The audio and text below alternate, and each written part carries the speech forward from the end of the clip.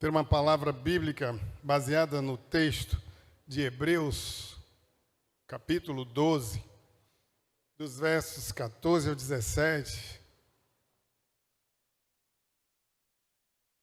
Hebreus, capítulo 12, versos 14 ao verso 17. Vamos ler juntos, igreja?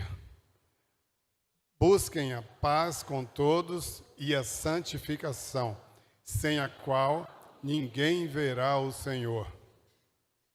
Tomem cuidado para que ninguém se afaste da graça de Deus e para que nenhuma raiz de amargura, ao brotar, cause perturbação e contamine muitos.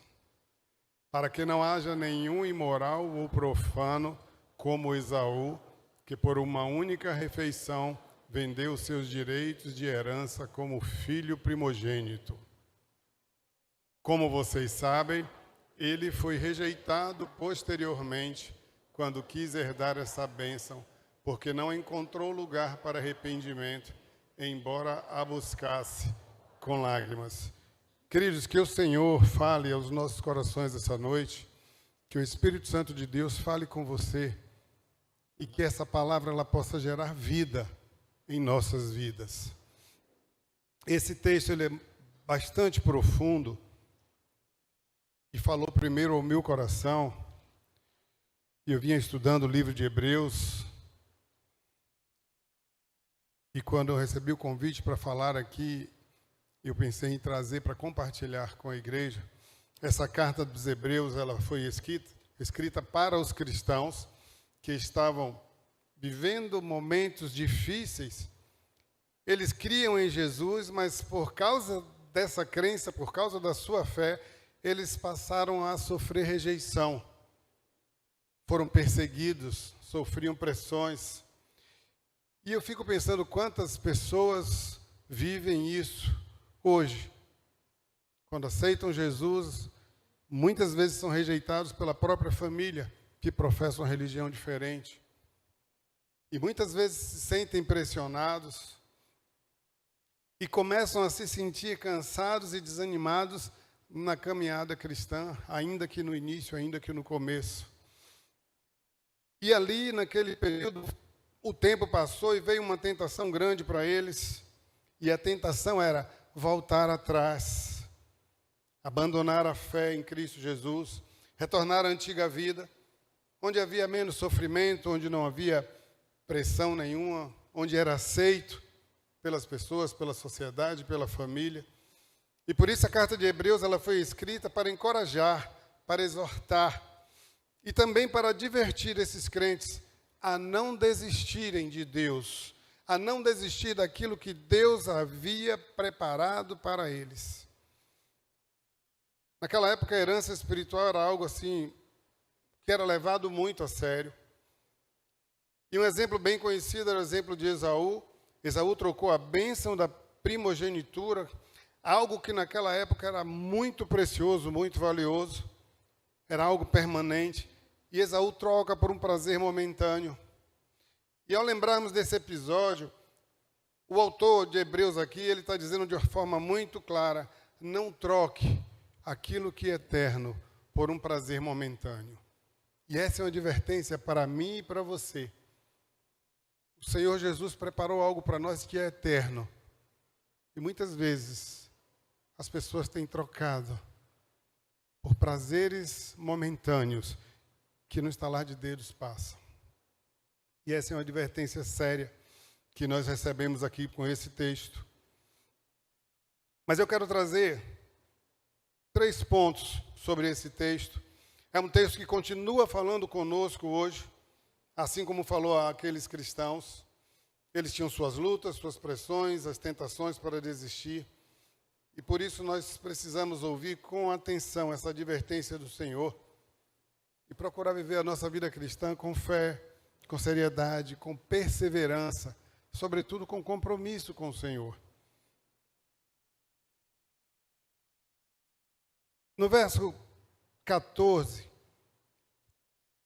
a primeira coisa que nos vem é, diante disso, o que nós devemos fazer, o que nós podemos fazer?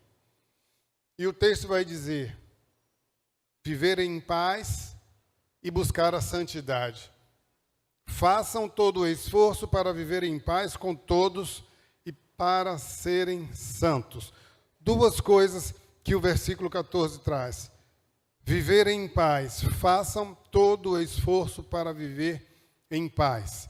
Então, viver em paz com os outros depende de mim. Depende da minha atitude, depende da minha disposição de buscar essa paz. Eu ouvia muito da minha avó quando eu era garoto, quando eu estava brigando com meus irmãos e ia reclamar. Ela dizia: quando um não quer, dois não brigam. Alguém já ouviu essa frase? E eu ficava com raiva quando ela dizia isso. Mas é uma grande realidade. Quantas vezes nós podemos evitar uma batalha, uma guerra, uma discussão, um conflito, mas a gente não evita, a gente mergulha nele de cabeça. Viver em paz não é algo que acontece de forma automática, mas é algo que exige de mim e de você um esforço intencional e contínuo. É verdade que em algumas situações é difícil viver em paz. É verdade que com algumas pessoas é difícil viver em paz. Mas a palavra de Deus, ela não está dizendo para você viver em paz com quem é fácil de viver em paz. É um imperativo.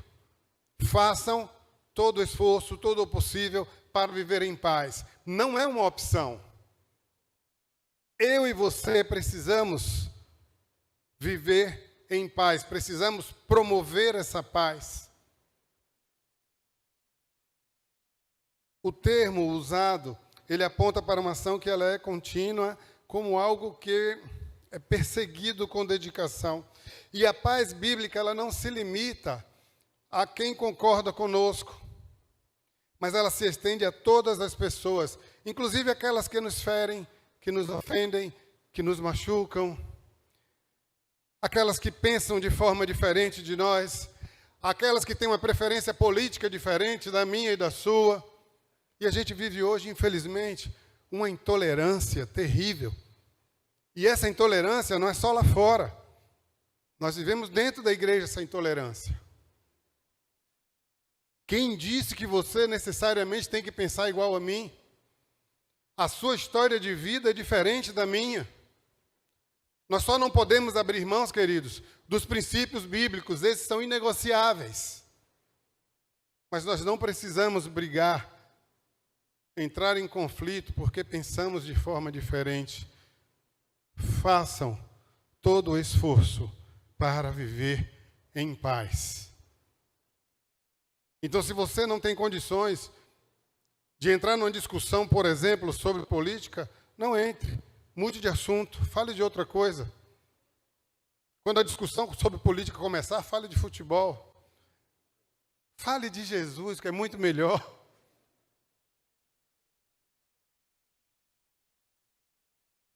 Quantas pessoas têm se esforçado de forma veemente para convencer o outro da sua posição política, mas não faz esse mesmo esforço para falar de Jesus, para falar que Jesus salva, para falar que Jesus transforma, que Jesus restaura, que Jesus faz tudo novo. E a gente investe tanto tempo em coisas que não têm valor, em coisas que são temporais, e nós estamos deixando de lado a eternidade. Faça todo o esforço para viver em paz. A busca da paz, ela envolve atitudes concretas, como perdoar, como pedir perdão. Mas às vezes nós somos tão orgulhosos, Jaelson, que parece que pedir perdão dói, parece que arranca pedaço. Reconhecer que errou é tão difícil, porque muitas vezes a gente se acha o dono da verdade. Ou às vezes acha que pedir perdão, que reconhecer um erro, é demonstrar fraqueza. É muito o contrário, queridos. Ter a capacidade de reconhecer o erro, de pedir perdão, nos engrandece, nos fortalece. Acima de tudo, nos leva na direção da obediência à palavra. Porque a palavra de Deus, ela nos ensina a perdoar.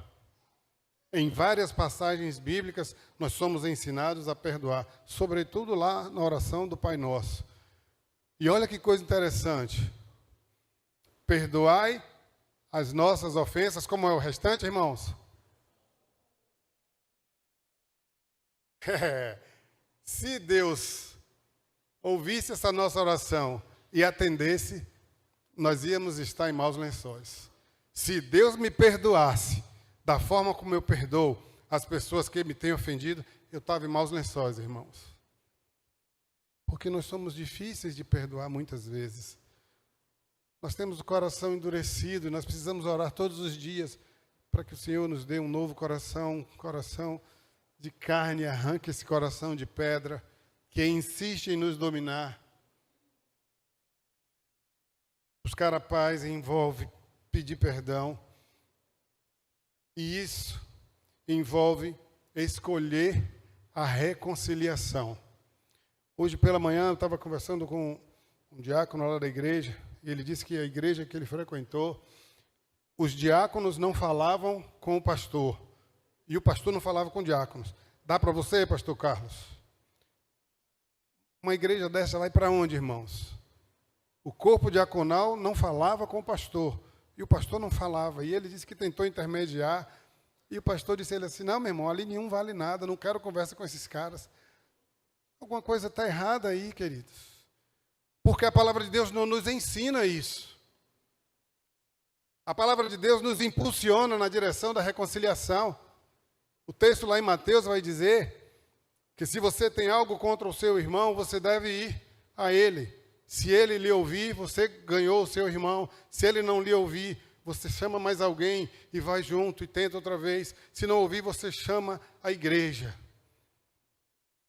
A palavra de Deus nos ensina a buscar o tempo todo a reconciliação, a paz, o perdão, o liberar perdão, porque isso torna um ambiente saudável. Mas imagina como é doentio um ambiente onde o pastor da igreja não conversa com seu corpo diaconal e vice-versa. Que comunhão há com Deus numa situação dessa, irmãos? Às vezes estão fazendo de conta, sabe? Jesus adverte, aquele que conhece essas minhas palavras e não as pratica, ele vai comparar com um insensato, que vai construir sua casa sobre areia.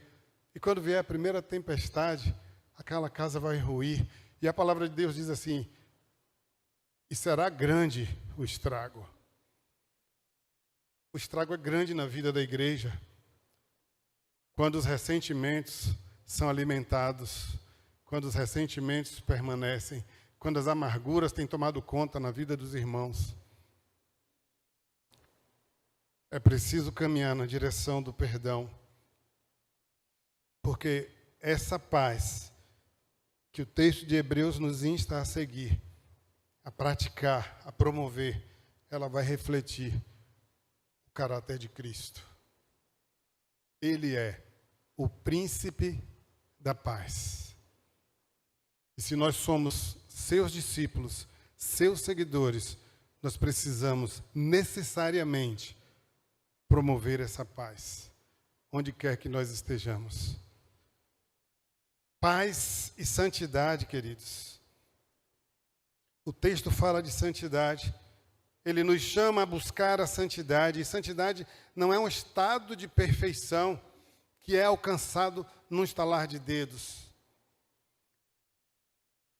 A santificação é um processo contínuo de transformação, onde você vai permitindo o trabalhar do Espírito Santo de Deus na sua vida. Você vai subindo degraus na direção da santidade. E quanto mais você caminhar na direção da santidade, mais você terá condições de promover essa paz. A palavra grega para a santidade é agiasmos. E ela aponta para uma caminhada diária na qual o Espírito Santo vai moldando o nosso caráter à imagem de Cristo. A palavra de Deus diz que nós somos feitos à imagem e semelhança do Senhor. Então nós precisamos caminhar na direção dessa santidade. Paz e santidade, elas caminham juntos. Não há paz verdadeira se não houver santidade. E nem há santidade autêntica para um coração que não foi pacificado por Deus. Nós precisamos, primeiro, ser pacificados pelo Espírito Santo de Deus. E aí nós teremos condições de promover a paz onde quer que nós estejamos. O texto bíblico afirma que sem santidade, ninguém, e aqui não é exceção, ninguém verá o Senhor. Sem santidade, ninguém verá o Senhor. O profeta Isaías vai dizer que os nossos pecados fazem separação entre nós e o nosso Deus, porque Ele é santo. E a palavra nos traz outra advertência e um imperativo: sede santos, porque eu, o Senhor, sou santo. Quer viver uma vida de santidade? Busque ao Senhor todos os dias. Dobre seu joelho diante do Senhor. Mergulhe nessa palavra, que é vida, que gera vida. Viva uma vida de oração, busque uma vida de intimidade com o Senhor. E você vai ser um mensageiro dessa paz, que só Jesus nos proporciona. Mas o segundo ponto, primeiro é o que fazer. O segundo ponto, o que evitar diante do que esse texto traz para nós. Versículos 15 e 16, o autor vai avançar, ele vai dizer: cuidem uns dos outros. Tomem cuidado para que ninguém se afaste da graça de Deus e para que nenhuma raiz de amargura ao brotar cause perturbação, porque isso contamina a muitos. Precisamos cuidar uns dos outros. Aqui é o cuidado mútuo que o texto nos chama a praticar. Há uma responsabilidade que é coletiva. A responsabilidade não é só do seu irmão. A responsabilidade não é do pastor, a responsabilidade não é da liderança da igreja. A responsabilidade é sua, como parte do corpo de Cristo. Nós precisamos cuidar uns dos outros.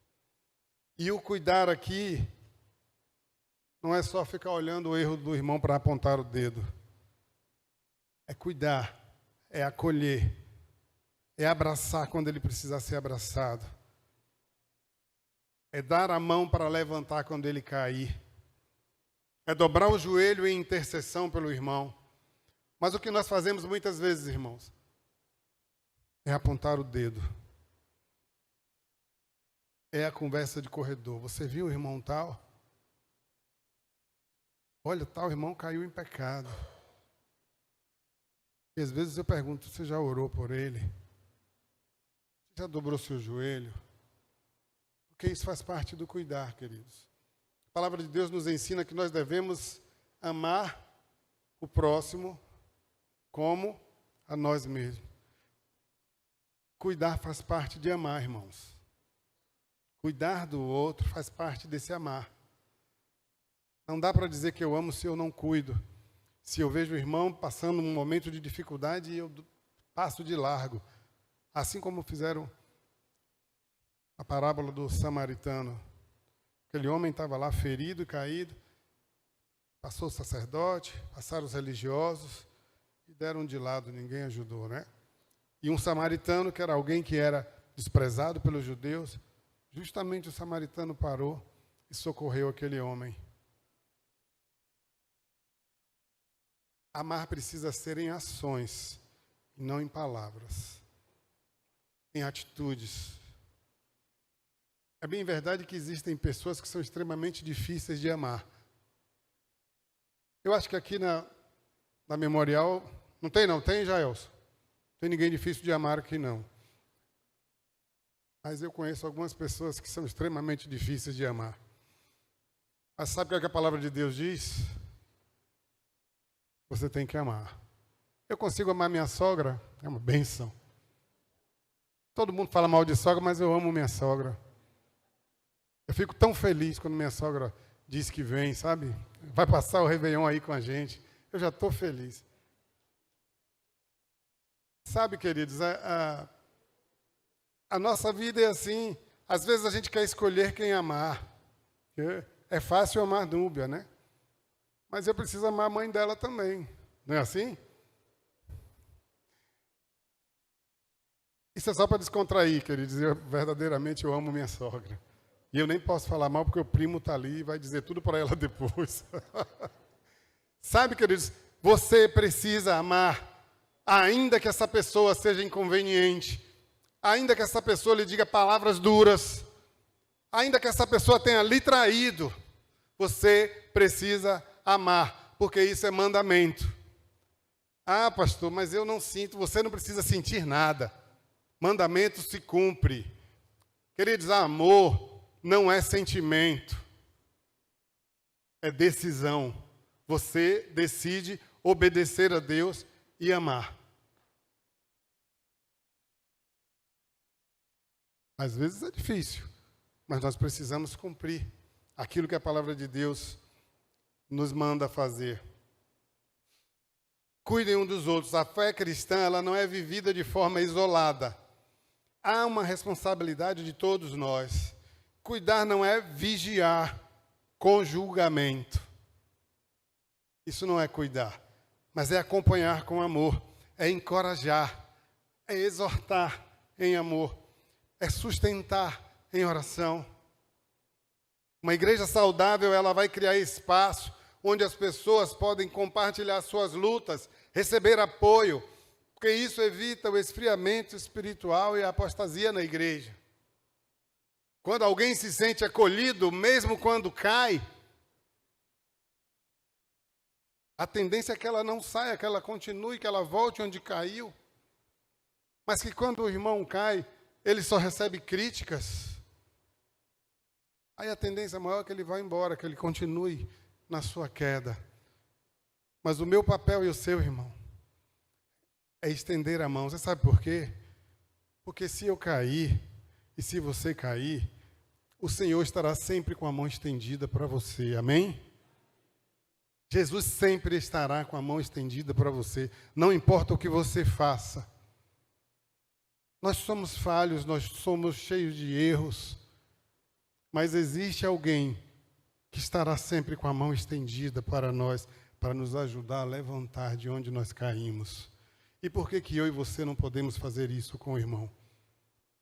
É mais fácil criticar, é mais fácil apontar o dedo, mas nós somos chamados não para julgar, nós somos chamados para amar, para acolher, para encorajar.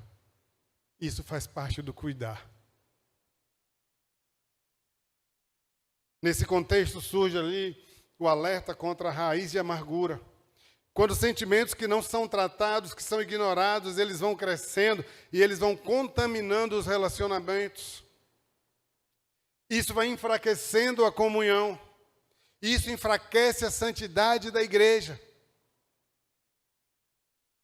A amargura ela não afeta apenas quem a carrega, mas ela compromete toda a comunidade.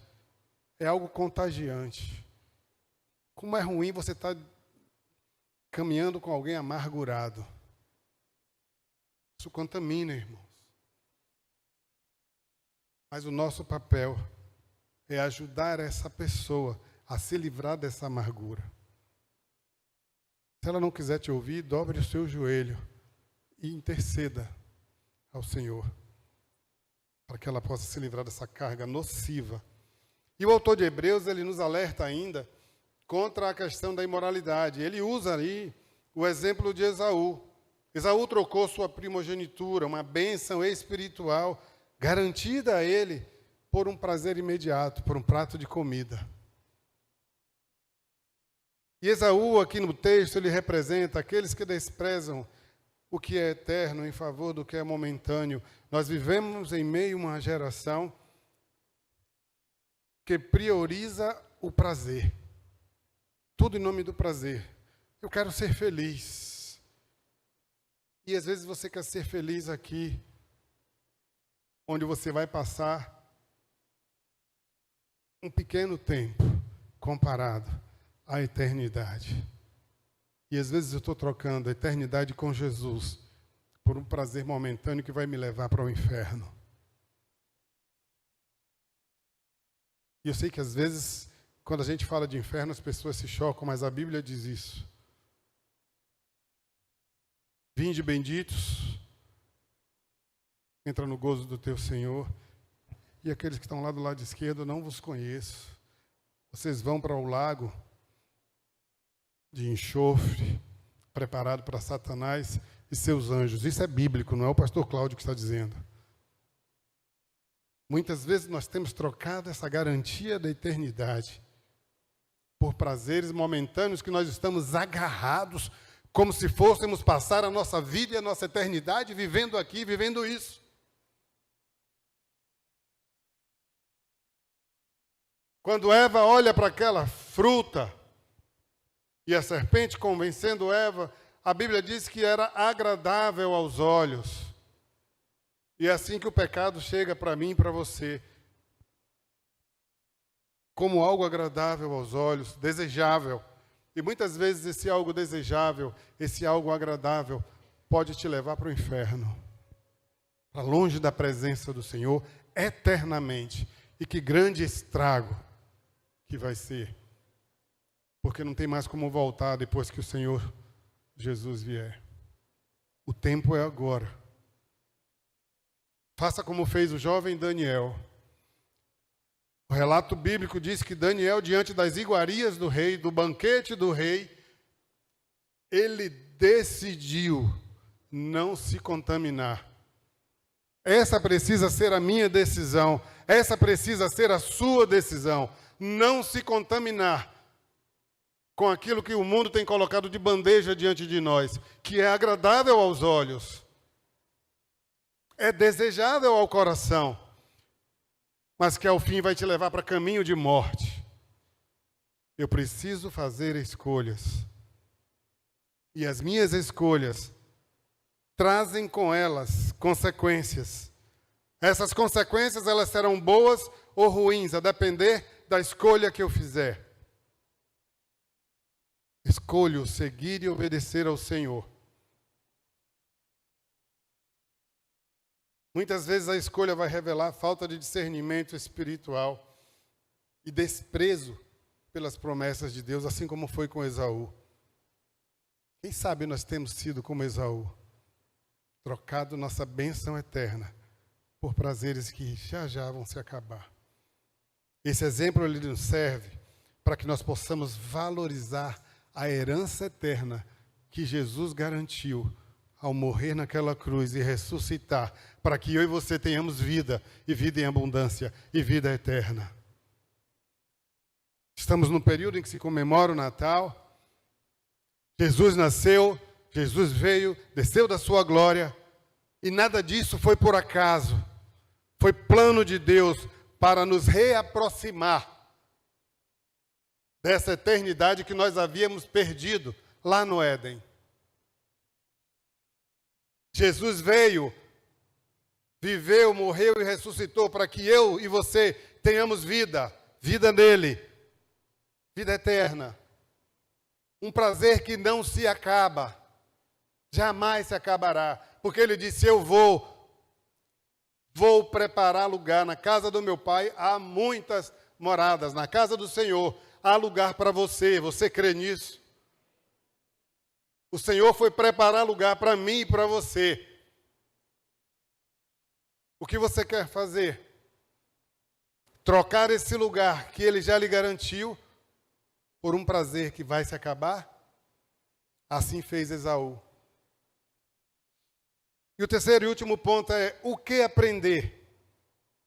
Seriedade espiritual e as consequências das escolhas.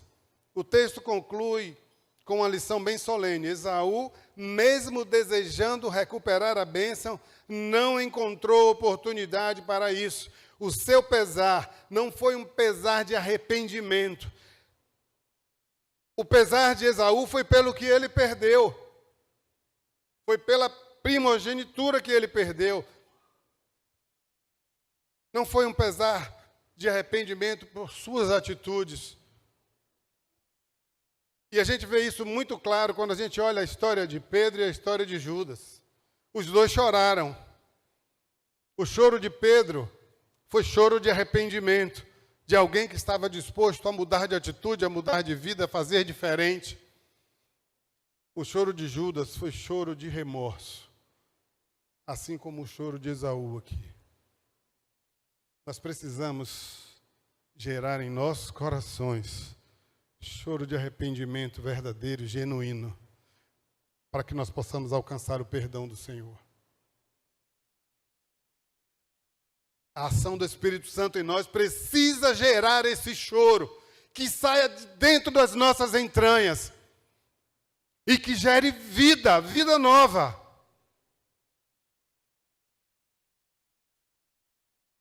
Tudo se faz novo. Quando alguém tem uma experiência com o Senhor, tudo se faz novo. Nós tivemos o privilégio de assistir hoje aqui o testemunho de pessoas que decidiram escolher a eternidade que Deus prometeu. E quando descem ali as águas, estão dizendo para a igreja e para o mundo que estão morrendo para aquela vida anterior, estão levantando dali para uma nova vida com Cristo, remido e lavado, arrependido dos seus pecados e dispostos a ir e não pecar mais, porque é isso que Jesus disse para mim e para você.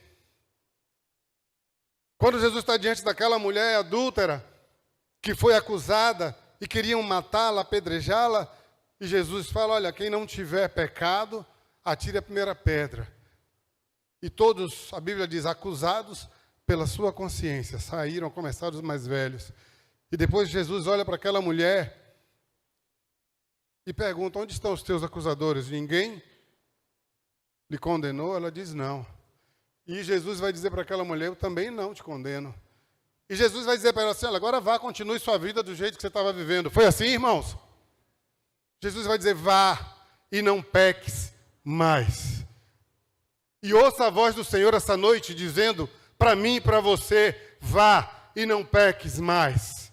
Ele quer ver em nós esse choro de arrependimento pelos nossos pecados, para que nós possamos viver uma vida justa diante dele, uma vida santa. As nossas decisões espirituais têm peso e têm consequências reais. Arrependimento verdadeiro não é lamentar o que você perdeu, mas é reconhecer o valor da comunhão com Deus e buscar uma transformação de vida, mudança de atitude. Tratar as coisas de Deus com descaso pode gerar perdas irreversíveis, como foi com Esaú. Por isso nós somos chamados, queridos, a viver com seriedade espiritual. Valorize as bênçãos que Deus nos concede. Cultive um coração quebrantado e obediente diante do Senhor e dos homens. Em um mundo cada vez mais individualista, queridos, a igreja, como corpo de Cristo, ela precisa resgatar esse senso de corpo, de cuidar uns dos outros. E isso não é invasão, isso é expressão do amor de Cristo. Assim como um agricultor, por exemplo, ele cuida da lavoura para evitar pragas, a igreja deve zelar e cuidar uns dos outros, para que a saúde espiritual seja mantida, seja preservada. Precisamos promover acompanhamento, comunhão, edificação mútua. Nós não estamos aqui em nenhum tipo de disputa um com o outro. Para eu ir para o céu, não é necessário que você deixe de ir, porque Jesus disse que tem lugar para todos nós. Ele morreu na cruz por mim e por você. Então nós não precisamos ficar disputando espaço. Nós podemos caminhar juntos, porque nós vamos entrar no céu juntos, dando glórias a Deus, cantando e louvando a esse Deus maravilhoso. E quando a comunidade, queridos, vive dessa forma, ela se fortalece evita a apostasia e ela se torna um testemunho vivo da graça e do amor de Cristo. A palavra de Deus diz que nós seremos conhecidos quando amarmos uns aos outros. Mas se na igreja a gente vive se digladiando, o que as pessoas vão ver de diferente em nós, queridos? Se prevalece na igreja a mesma falta de amor que a gente vê aí no mundo, em que nós temos sido diferentes? Diferença nós temos feito nessa sociedade. O que as pessoas olham e pensam de nós, da nossa igreja, aí fora? Eu já presenciei assembleia em igreja que saiu até arma. É verdade. Não vou dizer onde foi, não, aqui em Sergipe. Que vergonha, irmãos. E eu no banco, eu trabalhava na caixa e o pessoal comentava, os clientes chegavam lá. Ei, meu irmão, como é que você é um cara esclarecido, você frequenta uma igreja daquela? Envergonha, querido, envergonha o evangelho. E a palavra de Deus diz, ai daquele pelo qual vier o escândalo.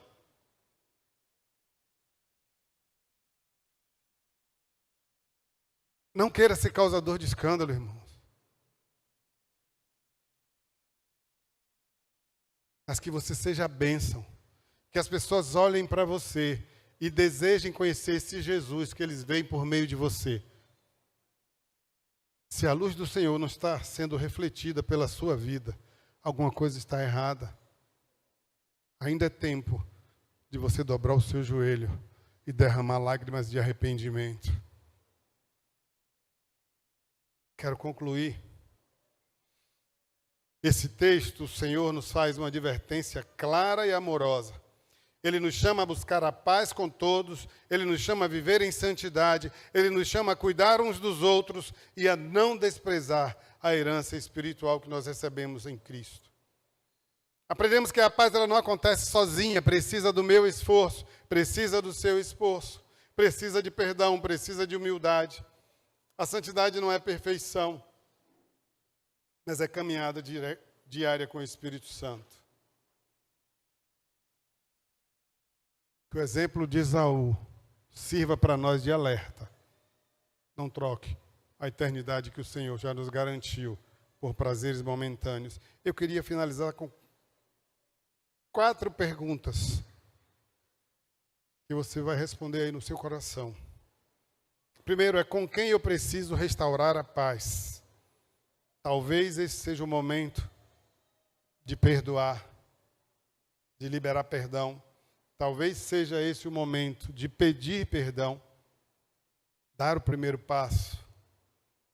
Segunda pergunta, em que área da minha vida Deus está me chamando à santidade? Que áreas da minha vida eu preciso trabalhar a santidade? Em que áreas da minha vida está faltando a santidade? Faça uma reflexão. Terceira pergunta. Eu tenho cuidado da minha vida espiritual e da vida dos meus irmãos? Eu tenho buscado acolher, cuidar, ou eu tenho caminhado sozinho de forma egoísta? Última pergunta. Eu tenho valorizado as coisas de Deus, ou eu tenho trocado o eterno pelo imediato?